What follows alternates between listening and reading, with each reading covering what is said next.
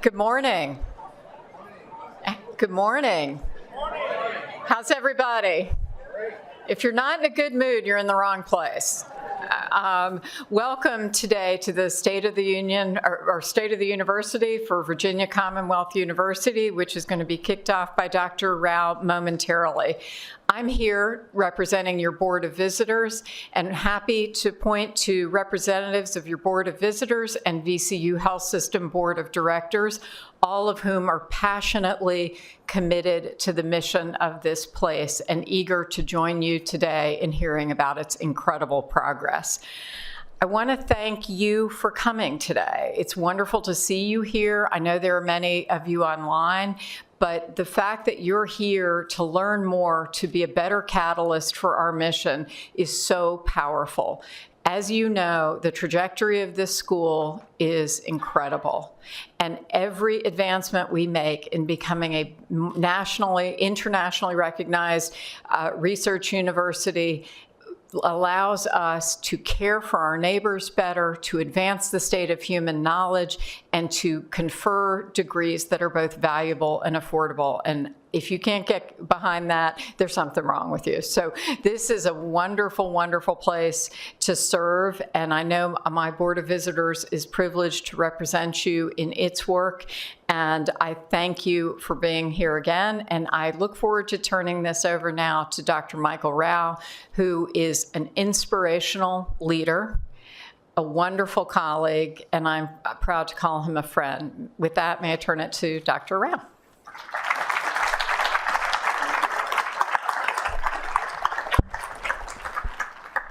Thank you so much, Ellen. Good morning. Good morning. And you all have gotten into that. When I first came, I would say good morning and no one would ever say it back, and now they do. So you must have been around for a while. First, thanks to all of you for being here, whether you're here in person or you're watching this live or online, or maybe you're watching this now on YouTube at 2 o'clock in the morning while you're laying down in your pajamas. Whatever it is, thanks for being here. I'm so grateful, as Ellen expressed as well, to the Board of Visitors and to our VCU Health Board of Directors. Thank you all very much for being here.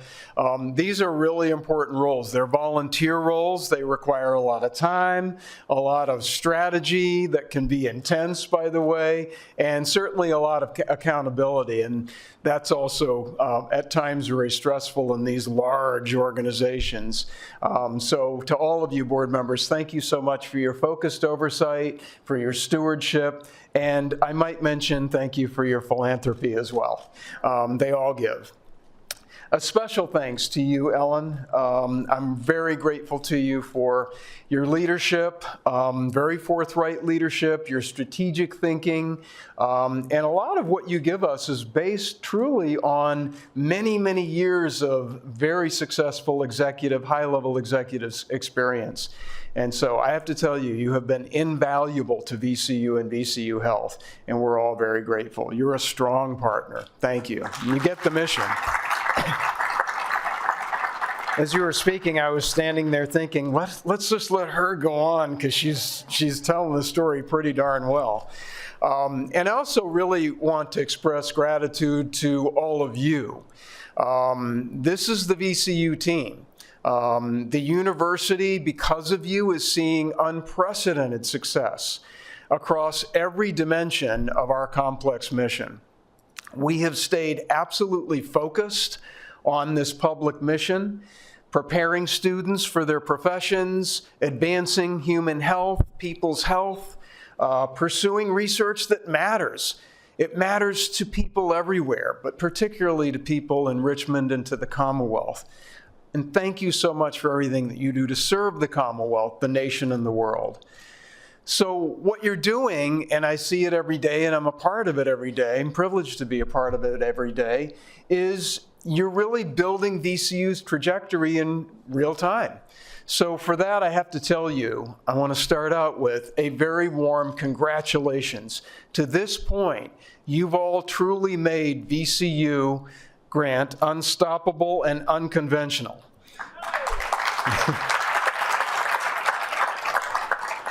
I find it hard to always use those unwords, but once in a while they can pop out. And so I have to tell you now, more than ever, notice I said to this point, because we are at a really important moment. Now more than ever, VCU, I think, is best positioned and has an incredible opportunity. But it also really has an obligation, particularly because we are a public institution, to meet the rapidly changing needs of people. I was just talking with a couple of my colleagues who I'll invite up to talk later about how rapidly things are changing. We're called upon, and we have to remember that we are called upon, to really deeply envision a society where people, where human beings, get better and better with every passing generation. But I have to tell you, our role in that is absolutely essential.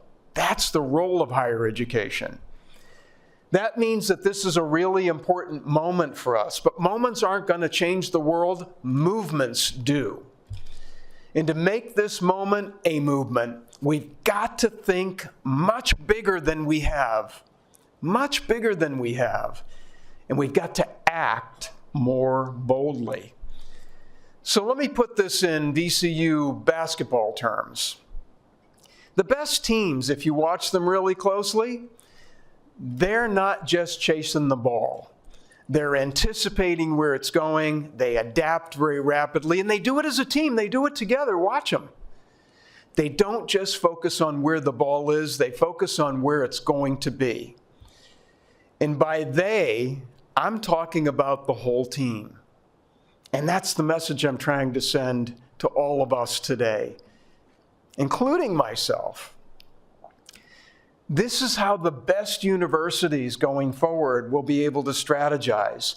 Our teams get connected to where people are and where they're going and where generations yet to come are headed. And then we help shape what comes next. We have a lot of information, a lot of data. We know where things are going. Sometimes we have to just feel it out and look at what the next generations are telling us and listen. Just think about the complex problems that our graduates are going to be asked to solve. Healthier communities, a stronger economy, a more resilient environment, a safer society, faster cures, Dr. Levy, smarter and more ethical technologies, something that so many of my colleagues work on, and I'm proud of you for that. These are just a few of the big human and societal problems. What they are not is one department kinds of issues or problems. The world is going to have graduates who can connect across disciplines, translate across big boundaries, and lead teams where different experiences are a real advantage. So going forward, learning and discovery in society is going to be outside of silos, not in silos. The next chapter of VCU is going to be defined by how we all get ourselves together in this large organization so that we can seize opportunities that just don't fit in the categories that we've all gotten used to. And how we make bold changes to our internal structures to adapt to transform teaching and learning. Learning, not just teaching, learning. Discovery, care, healthcare, and service to all of our people. It's going to be really, really important. With bold change is going to come bold investments. So I'm talking with all of our team all the time about where are these investments going to go. They can't all go where they've gone before. So much of the ways in which we spend money is based on how we spent it historically. And we've got to invest in collaborations. We have to incentivize collaborations that will break down barriers and prepare our students as graduates for a world that's changing very rapidly. They get it, and we need to be sure we get it. That's why we have to invest with purpose. And we've got to ask things like, what are the human and societal problems that we really want to be part of helping to solve? Not all of them, because we can't be all things to all people. How do we bring so many of our disciplines? We have an enormous number of disciplines and we have an enormous number of resources. How do we bring those together to do what I'm talking about? An example, a great example. I'm so proud of my colleagues who did this. With lightning speed, we had faculty members who got together in one summer, just over a few weeks, and they developed courses and minors in artificial intelligence. That was nearly 2 years ago. So that all of our students, whether they specialize in computer science or computer engineering or humanities or any area, they'd have the opportunity to be deeply immersed in emerging technology, that emerging technology. That's VCU getting itself to where the ball is going rather than where the ball is. So I'm asking us all to push boundaries as a community. We're committed to a lot of things. We were committed and continue to be committed to the very best of AI in the classroom, lab, clinic, studio, and in how we operate this institution, because that affects everybody too. Another question: what would it look like if we organized learning and our research around the big challenges of our time and not the traditional structures higher education has relied on for centuries? Hint, hint, Oxford and Cambridge. Lots of great things. Those are great institutions. But I have to tell you, I was recently talking with somebody from Oxford who said, yeah, we've actually changed a lot of the things that you guys still have yet to change. They're thinking in much bigger circles, and I'm grateful that we are doing the same. So what I'm talking about is a term that many of you hear on a regular basis. We talk about team science and cross-disciplinary work. They can't just be phrases. They've got to become a way of life. Students who learn in the clinic, the studio, the lab, and in our communities that need us. Faculty who are coming together, and it's happening all the time at VCU, and I'm so proud of you. It's got to happen a lot more, though. Coming together in new teams that accelerate discovery and help us to understand things that human beings have never been able to understand before. In curricula for our students at all levels. Curricula that's flexible enough for students to build integrated toolkits of skills that will transform their lives and their careers, to make them ready for any profession, any number of changes that they might have in their careers. Our goal is to get rid of a lot of the rigidity that we've had and to increase connection across our disciplines, across our professions, and of course, across this entire university. As we think big, we've got to continue to ask ourselves somewhat difficult questions that are hard for us, but we got to do it. Questions about how we're teaching, how students best learn, and how well that matches or doesn't match up, and how our administrative business models, how are they doing? How are they really doing for the purposes that we say they're for? We're going to work really hard to understand how we compare with other research universities, and we're going to focus on how we deliver accessible and affordable education. Affordability is a lot of what goes on in terms of access. We've got to challenge how we're doing things in an effort to evolve in the direction that meets the multiple demands of serving our students and serving our communities and serving our patients. That's how we're going to shape the global citizens and professionals of the future. Global citizens and professionals of the future. They are not just students. They are global citizens and professionals of the future.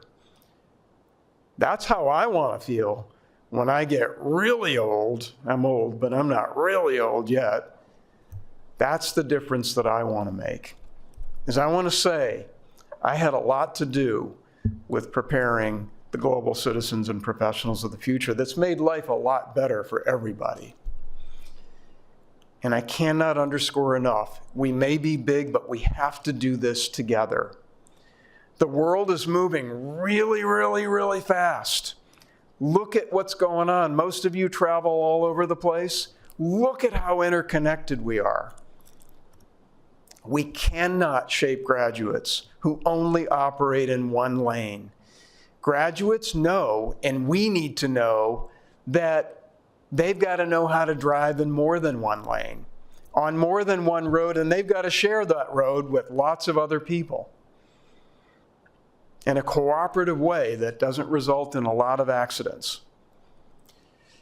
The world has got to have more graduates from colleges that are thought-provoking leaders, who are creative, critical thinkers, who can work in teams with people who are nothing like themselves and appreciate all of those people and the value that they all bring.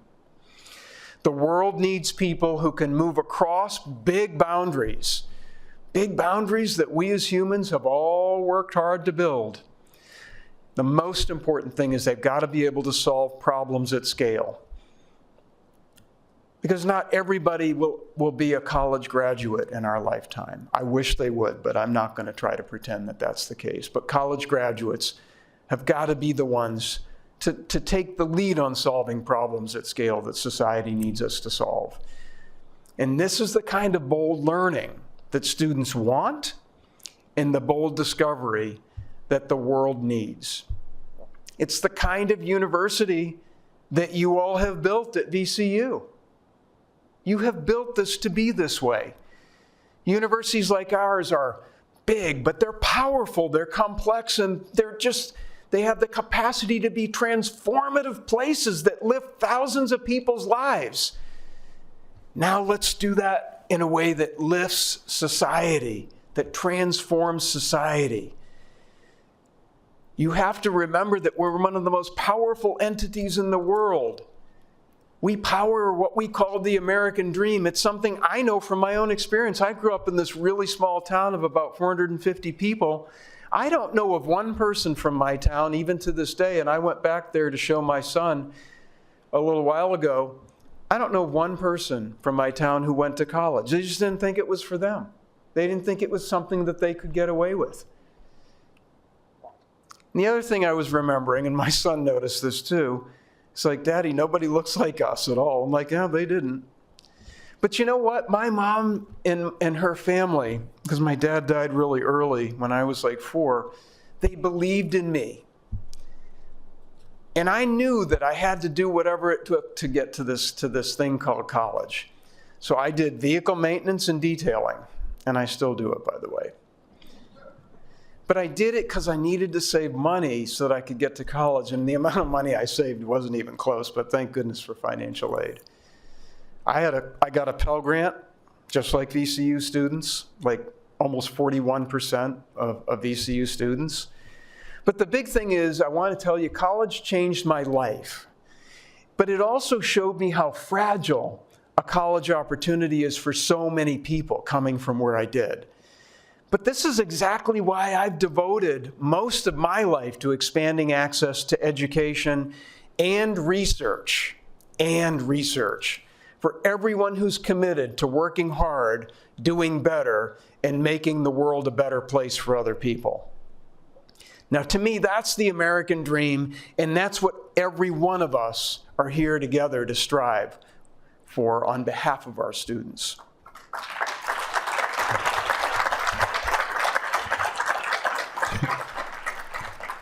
Thank you for that applause, because I needed to take a breath. You know, I just want to convince you that VCU is the place where excellence at a major research university meets opportunity in support of the American dream. We are in America. And this is a public institution.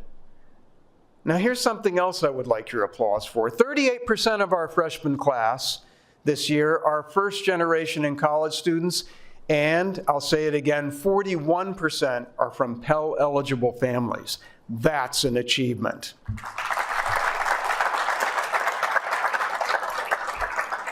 And now what I want is for all of them to graduate. And I want you to help me think hard about how we not just get from freshman to sophomore year, let's think harder about sophomore to junior and junior to senior. And how about 4 years? Or at least 6 if somebody's working, if somebody's trying to put it all together. In true American spirit, this is the university that you have created that clears pathways to higher education for really hardworking people from every background that we can imagine, every perspective, and a ton of different experiences. And they get it. I just met Tuesday with a group of students, and they get it. They get each other, and they learn from each other. As we go forward, we're going to endeavor to find every way that we possibly can to further strengthen the student experience at VCU and shorten their time to graduation.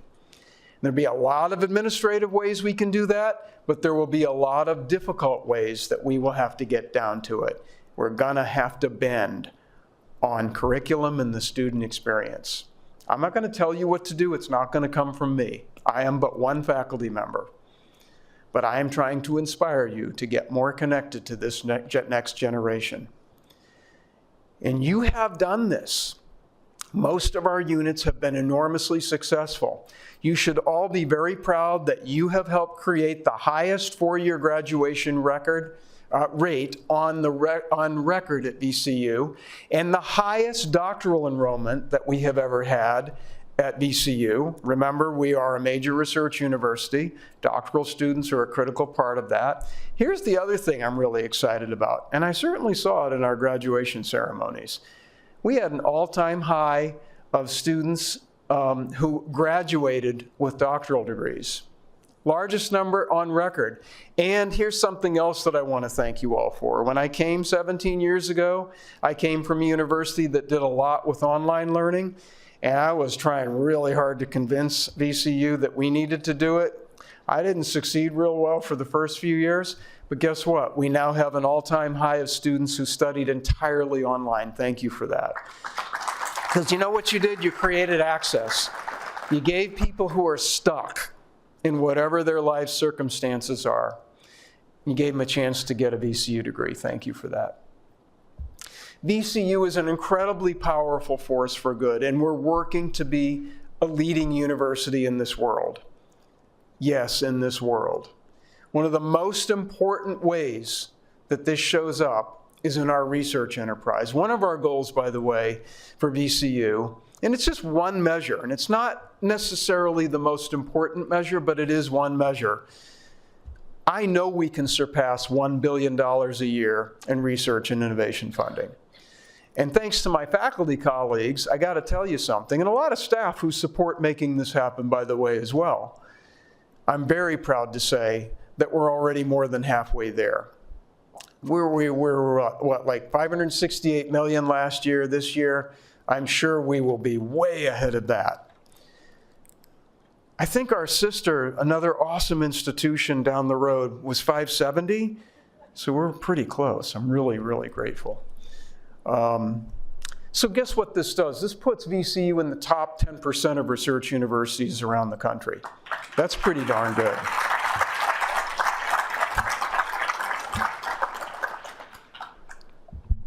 So what this is, by the way, and I really appreciate everything all of you have done to make this happen, leadership as well as our faculty, it represents a doubling of research in just a short while.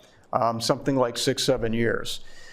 This year, NSF, National Science Foundation, has now ranked VCU 46th in the country among public universities for research expenditures.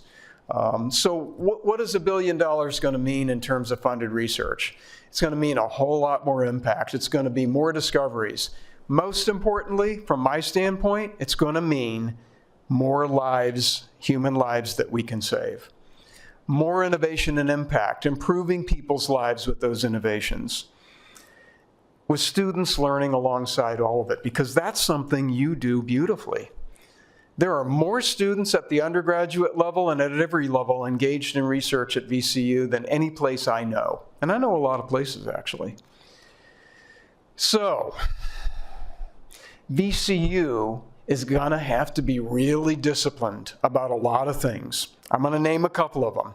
One is VCU is going to have to be really disciplined about how we hire in the context of our mission. Can't just be, oh, I like that person. It's got to be a disciplined hire.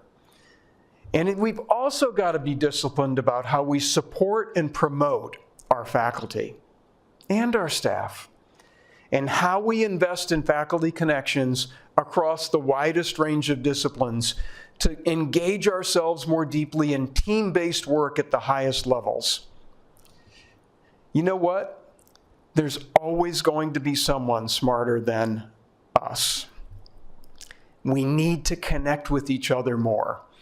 And when we all think that we are right where we need to be and know as much as we need to know, most of us don't, by the way. That's not a VCU thing.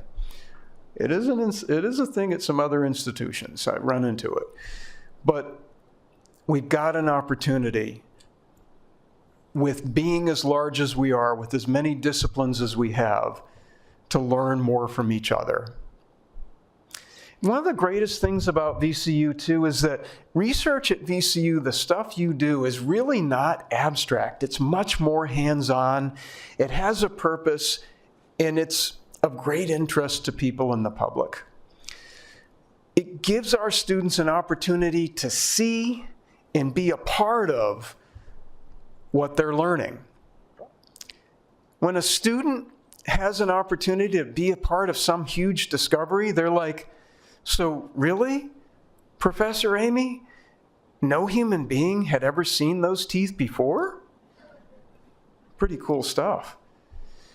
We want every single student who comes to VCU to graduate from VCU with at least one, but I ask you to try to help us mentor our students to have multiple project-based, real-world learning experiences, professional experiences, internships, things that give them a sense of why it's so important to have to know accounting, or why it's so important to have to know biochemistry and the Krebs cycle.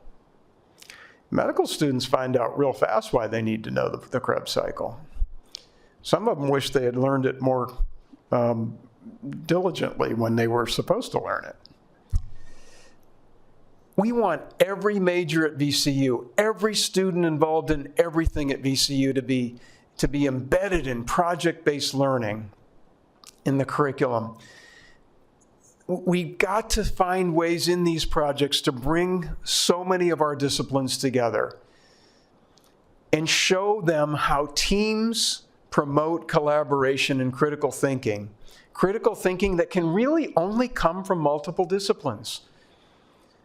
You know, I think about so many disciplines we have a big foundation in the health sciences, and we always have. That's how we were founded.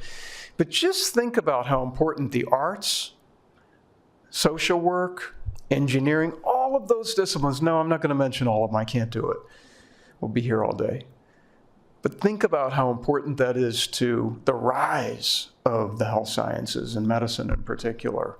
Real-world experiences are just essential for how VCU is going to educate the next generation of all kinds in all kinds of fields. But I will say, including environmental leaders who are helping to do things like save Atlantic sturgeon at our Rice River Center. So I've got a video for you. Can you hit go?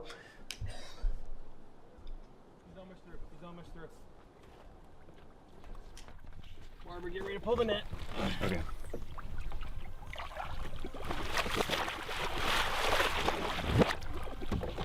1, 2, 3.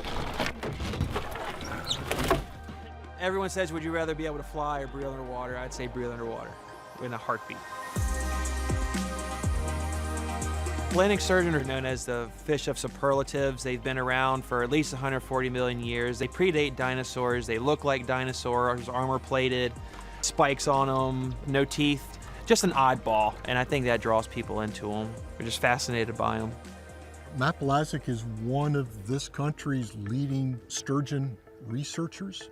He's started to build a coalition that involves researchers in other countries, particularly in the UK, where they're hoping to learn how to duplicate some of the successes that we've had in this country. There's always something new to be discovered out here on the water just by simple observation and think, oh, that's kind of weird, and then you dig into it a little bit more. Just like the dual spawning thing that we figured out here. People thought we were crazy. Now people are like finding that to be the norm, so don't think that everything's figured out. And that's what's great about the Rice Center. It enables you to do those kind of things very cost effectively.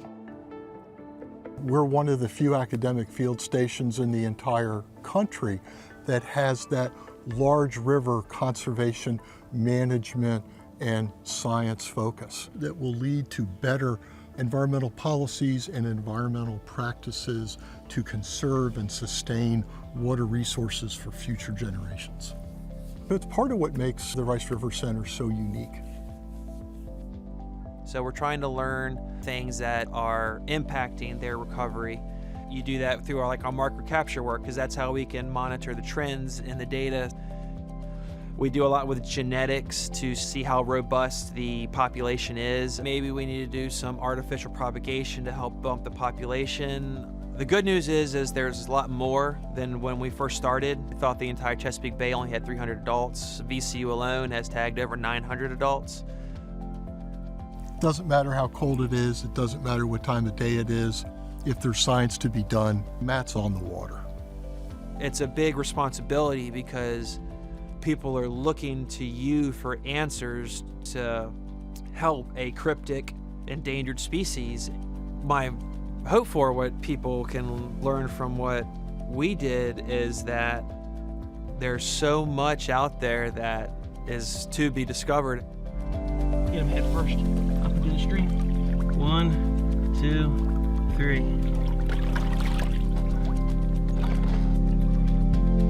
Good release. What a really cool story. And yeah, it's uniquely VCU because of how our students are participating in research with Dr. Blazek. I mean, he's doing amazing things. And by the way, the Rice River Center, which shows up in that video, is really one of VCU's jewels. And I'm so proud of it. I have to tell you, I owe special gratitude to Inger Rice, whose vision sitting at our dining room table before we even moved out of boxes. We were surrounded by boxes with her on at the table. She handed me a check for $2 million. I'm not kidding. And it was her vision. She said, I want to see this happen. So there she is now. This was like just recently. But listen, her vision and philanthropy have helped to build something that all of you have been a huge part of, and that is a nationally recognized research sanctuary. But it's a shining example of how a university-wide commitment comes together for our environment and sustainability, something that many of you know I feel really strongly about, actually. So anyway, gratitude to both Inger and Dr. Blazek for their outstanding contributions. So as I was talking about Inger, I have to tell you, Inger Rice, it reminds me that lots of donors out there, and I hope lots of those donors are listening because I want to thank them. I want to thank all of you. Last year, we saw the second highest total on record for philanthropy. If you look at just the last 5 years, it's amazing. We benefited from more than $1.27 billion donated to VCU. That's more than all of the gifts that had been given to VCU just before I came. So I'm really grateful to our donors. What's the biggest reason donors give? We ask them all the time, like, because you asked me. So we need to do more of that. But in addition to generous philanthropy, I have to take a minute to say that this mission, this complex mission in this public institution is really only possible because of the outstanding leadership and investment that we get from our elected officials with whom I spent some time yesterday, and their staffs. They've been huge investors in VCU, and they've done a great job. I'm so grateful for their support because when VCU succeeds, they get it. They realize the Commonwealth succeeds. Our elected officials and our donors, They're investing in VCU to do more than what they see here today. We're really, the story I tell them, and I know you'll be there to help me fulfill this story and make it real. They expect us to be leaders and partners that will bring greater economic vitality to more people by impacting jobs, by impacting industries, and really improving the quality of life, and of course, saving more human lives. So I've got some really cool news for you that I want to share. There was a new independent economic impact report that just came in to VCU. We commissioned it. We didn't get involved in it other than to let them do what they were going to do. And guess what? VCU and VCU Health have a total economic impact of $18.5 billion to the Commonwealth. That speaks to the breadth and the depth of the work that you're doing and the impact that you have. VCU and VCU Health support about 96,000 jobs throughout Virginia. Okay, 95,707 jobs. And that's one of every 60 jobs here in the Commonwealth. That's pretty cool that you have that kind of impact. We provide Virginia enormous value. The average rate of return, many of you have retirement accounts. Some of you will build those over time. For taxpayer investments, the return is 11.5%. Pretty good. So thanks and congratulations to all of you at VCU who have made this possible. You know, as I think about VCU Health, who's a major contributor to this, that economic report I just gave you, our university-based health system is a tremendous part of our story. Every day, VCU Health teams care for patients with some of the most complex needs in the region. I've had the privilege, and sometimes work, of chairing the health system board for 17 years. Hopefully that will be somebody else in the spring or in July. But I have to tell you, being the chair of that board, I've become intimately familiar with what goes on there. Our people do what they do with unbelievable skill, but really importantly, compassion and urgency. You want to watch people move, you'll see them move faster than ever in our health system. Being a university-based health system, what that really means is that research creates emerging care, like clinical trials that give people a chance to live that they would never be able to get if they didn't come to VCU or our sister UVA. Does trials as well.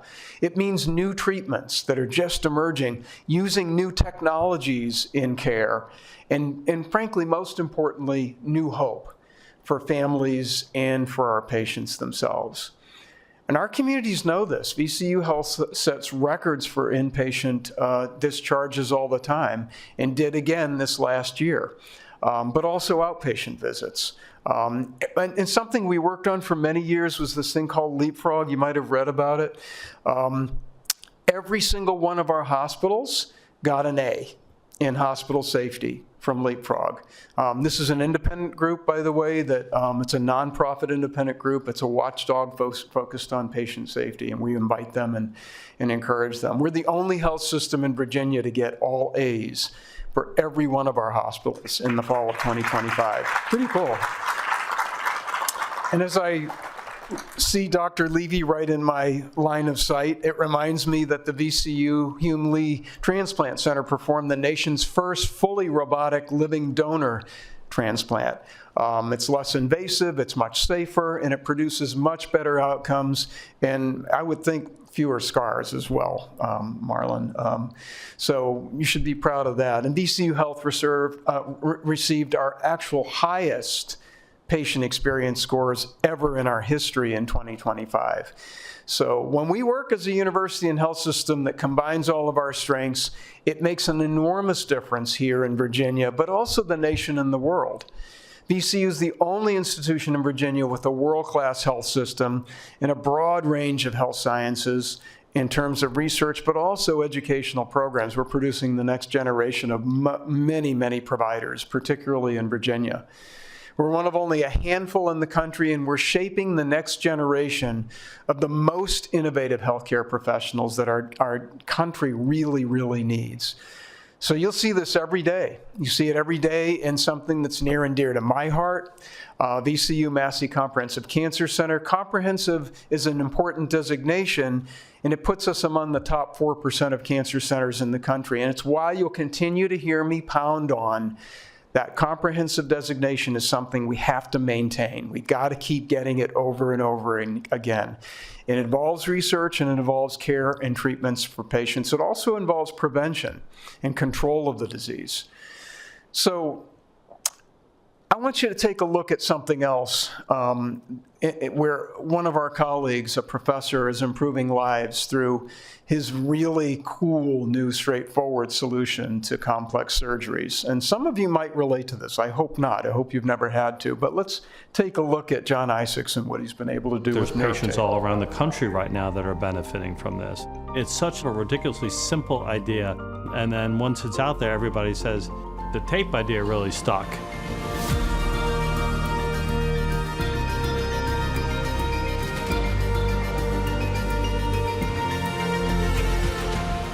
The problem is that nerve repairs take so long. You need specialized training, you need specialized equipment. We believe there had to be a better way to do the nerve repairs. We call it nerve tape because the original idea was that we were actually going to make an adhesive and tape the nerve ends together. I'm almost exactly like you could think of Scotch taping something together. When we started developing the ideas early on, VCU was instrumental.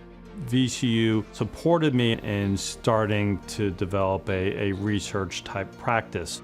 The idea in my head made a lot of sense. The conventional way of fixing nerves was to use sutures. What nerve tape did is it basically took this very complex technique and simplified it and made it a lot faster. The alignment is markedly better, it's stronger than suture repairs, and it makes the repairs a lot easier. And so somebody who maybe doesn't have as much experience doing nerve repairs can now do a nerve repair as good as somebody with years and years of experience.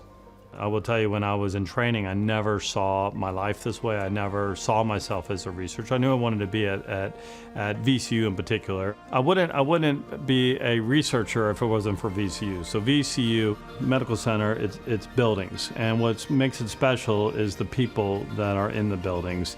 And VCU has drawn really talented, smart people. And I think that's why we're seeing so much innovation come out of this place. So Dr. Isaacs is in the OR today, but yeah, thank him for something that will really, really help a lot of folks out there. So you see that VCU is really one of a small number of institutions that are doing research at this level. That's exactly what John just said. The Commonwealth, the nation, and the world really depend on us. And I said world for a reason, because just last month, Time Magazine ranked VCU as one of the top 220 universities in the world. So these new rankings that are coming out are recognizing the kinds of things that you do, not just tradition, and not just the kinds of things that used to be what rankings were based on, which were largely, candidly, resource-based. In a global marketplace, I have to tell you, internationalization is really one of the important ways that we stay relevant and competitive in a world where so many ideas and technologies and talent move really rapidly across borders. The same is true inside universities. So when we connect across our disciplines and across our borders, we're going to stay more competitive, and we're going to serve people the best, which is why we're here. For instance, our pioneering Medicines for All program, creating a really important pharmaceutical hub for the world right here in our region, is critical. This is an outstanding opportunity to be bold and to create the pharmaceutical care of the future, where medicine, pharmacy, engineering, and chemistry, and probably another number of other disciplines like business and others, where they come together to ensure that VCU becomes the top destination for the pharmaceutical workforce. So thank you to Frank and others for that. I also want to say thanks to Professors Todd Stravitz and Arun Sanyal. The reason I do is because I was recently speaking in Mexico to a crowd of 5,400 academic people, and they all knew what I was talking about because VCU's Stravitz-Sanyal Institute for Liver Disease and Metabolic Health, it's really become world-renowned in liver disease research and treatment. So what they've done is they've modeled what we need, and that is their work is the most cited in that area in the world. The most cited liver work in the world. That means that researchers are using what VCU is learning to help advance a cure for metabolic-associated liver disease, which is unfortunately growing very, very rapidly, particularly in places like Latin America and many other places in the world. That reminds me as well of VCU Qatar, where I was just, I guess, a couple months ago, or maybe it was a few weeks ago, I don't know. In our international programs, many international programs that are cultivating global citizens who are equipped to engage with enormous complexity, to lead across cultures and innovate in the service of humanity. So I could just stand here and go on and on about global impact, but Grant is staring at me because I'm so far over the time. But let me do this. Let me show you one more video that I think is really cool and worth looking at. And it shows you the impact that we have. Go ahead. When I walk past a vape store, I can't help but think about how consumers don't know what they're purchasing.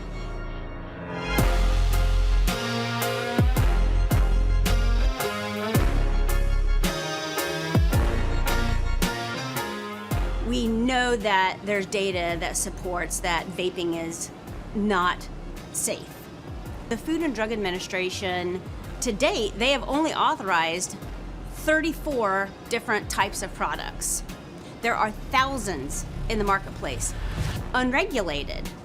And so the biggest concern is that a consumer cannot make an informed decision. So how as a community do we put a stop to that? You know, universities are a place where you can challenge conventional wisdom. And at VCU, you don't just challenge it, you can poke the bear. And so that kind of environment allows a lot of freedom for researchers at VCU.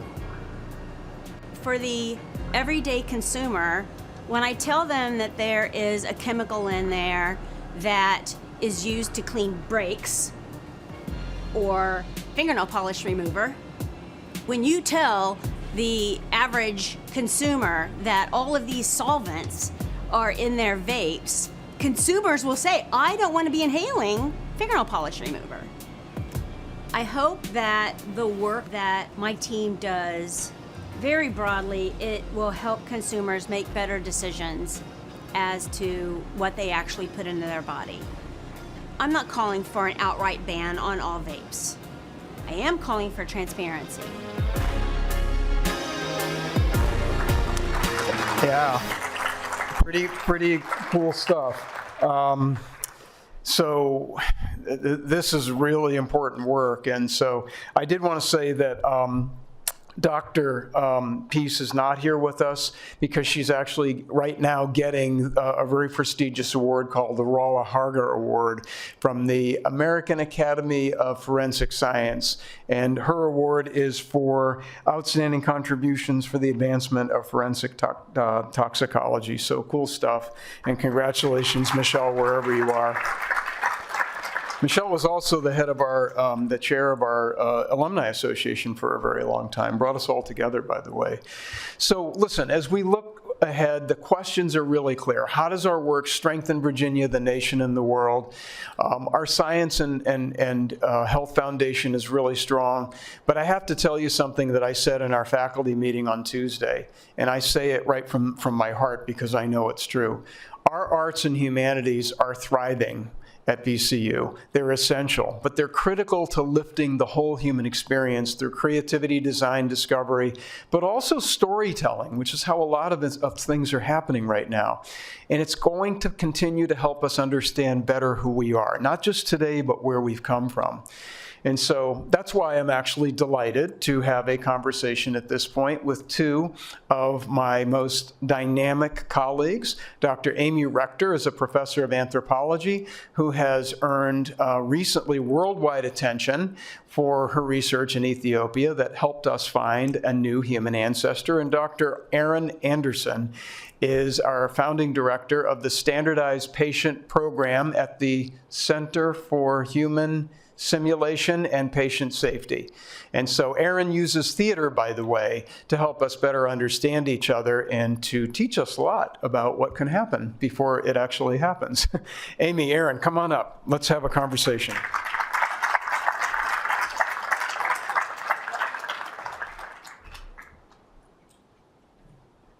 So listen, thanks for being here.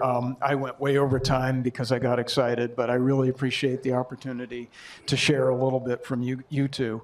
Amy, tell us a little bit about how your research influences student learning, and also how you teach and what you teach for students who follow your footsteps, but also students who may not follow in your footsteps at all and may go a completely different direction. Why is what you're doing important? Sure, thank you for that question, because one of my favorite things to do, of course, is be in the classroom with students.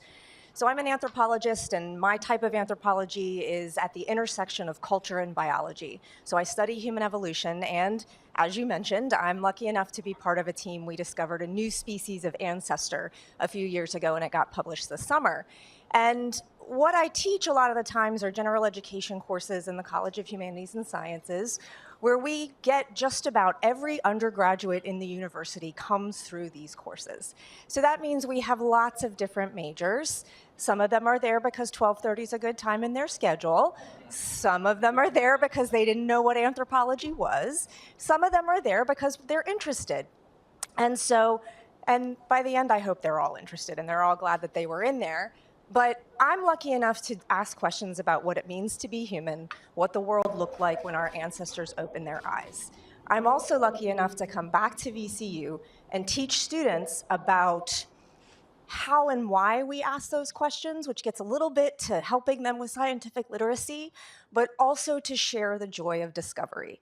Because even if they don't go on to take other anthropology classes, I want them to go on to be lifelong learners who are curious about themselves and their place in the world, and how they can be engaged citizens of Virginia and good stewards of what it means to have a higher education and a degree and an interest in just what it means to be human. So with the results of your research, do you notice a difference in the interest level of students and the extent to which they are learning more deeply? I mean, I like to think so. I get so excited. I can't help it. I show pictures about what it looks like in the field. I tell stories like you mentioned earlier, that when we dig up these fossils and these stone tools, nobody has put hands on them for 2.5 million years. We're the first eyes to look at those things. And isn't that exciting? And what I hope is that students, they feel that with me, and they just think to themselves, man, it's cool to ask questions and learn new things and discover new things, and discovery is joyful. Cool, very good. And I know one student who said that it was an incredible experience to be a part of something they never ever dreamed they'd be a part of when they came to VCU. Aaron, you're doing some cool stuff. Tell us in whatever ways you can about how and how creative practice-based research really helps us to communicate more effectively. And why would this matter in something like medicine? Because isn't science the most important part of medicine? Yeah, it's a great question. There was a researcher who came a couple years ago. It was an international researcher, and he identified VCU as the most potential laden for innovation in this area, because we have one of the top School of the Arts in the world, and one of the top public School of the Arts in the world, and such a strong research university, and the health system, which is a regional leader. And so the publication that he put out was that VCU is actually more potentially innovative than Stanford, MIT, Johns Hopkins, Yale, because, in particular, because of the strength of the School of the Arts. And one of the things that I think a lot of people don't recognize is that nobody goes into the arts for money. A lot of artists recognize this, but they do it because they think if I can just get this thing in me to resonate with this thing in someone else, that we will somehow make the world a better place. And in the process, they become experts at communicating in ways that are difficult to do otherwise. And so you can't have interdisciplinarity without discipline. And so what you do is you become an expert at communicating in very unique ways. And so I'll just give you 3 quick examples and then a more detailed one. So Hope Ginsberg has a thing where she's doing this amazing research called Meditation Ocean, where she brings people along to understand what it's like on an artificial reef that used to be a research center and is being slowly reclaimed by the ocean. And so because of her art, you're floating in this environment. And so they're not just words. You understand what it means for the earth to reclaim itself while scientists are trying to understand it. Or Pam Turner brings her students on a phenomenological exploration of space out on the James River to understand what does it mean to be in a place? How do you experience the place? Especially in relation to something as complicated as the history of Richmond. Or John Fryer does some amazing work where he has people stop and interact with each other and have an honest conversation. And that's not an easy thing to do. And so the way that he digs in is around addiction and recovery and really making a difference in the world. And just to answer your question more specifically, theater doesn't actually teach people how to act. You teach people how to listen, because the actor already knows what the next person is going to say. So what you're doing is you're learning how to be present as if as if for the first time, to listen. And so we started the standardized patient program in part because the chair of internal medicine, Dr. Richard Wenzel, asked, can you use those techniques to teach my residents to be present with patients?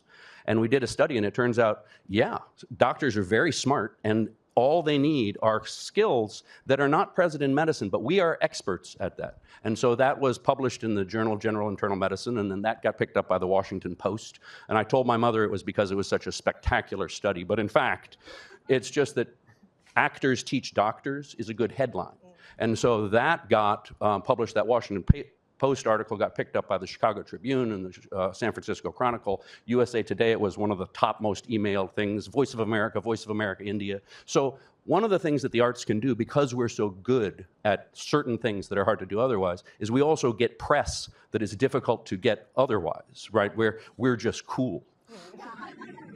So we've got very little time left, but lightning round.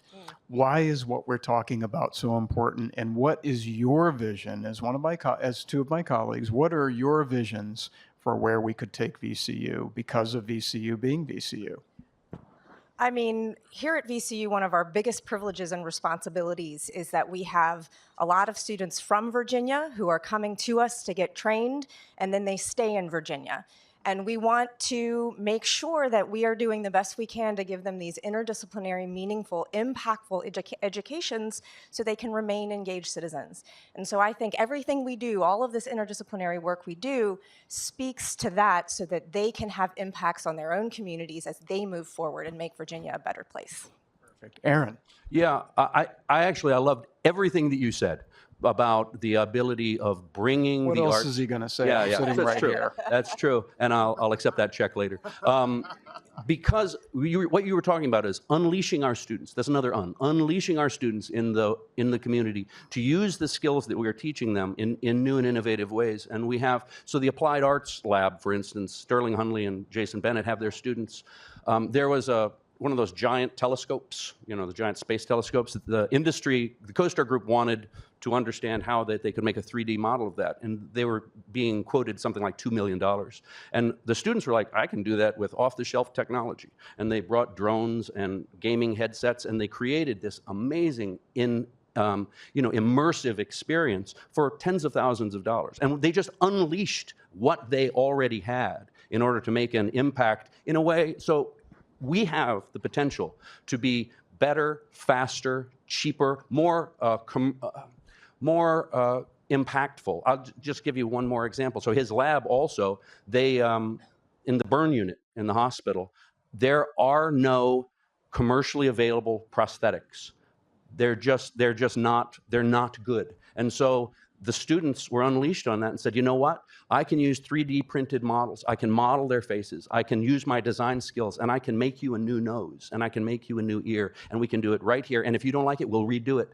The ability to do things like that, the ability to put our students in touch with a community, in touch with problems, is really, that's what that researcher was talking about. That's the potential VCU has. Very cool. Thanks to both of you. And did you say design matters? Yeah, a little bit. I think so. So listen, as we leave today, I ask you to hold on to this charge.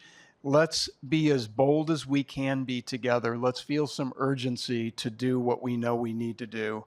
We've got to make some investments in breaking down the silos that we've all worked so hard to build. And let's also sort of think about what Aaron and Amy have both said.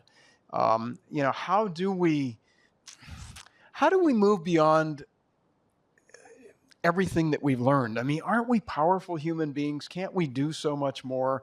And can't we pay closer attention to the generations that are coming and what they're trying to tell us?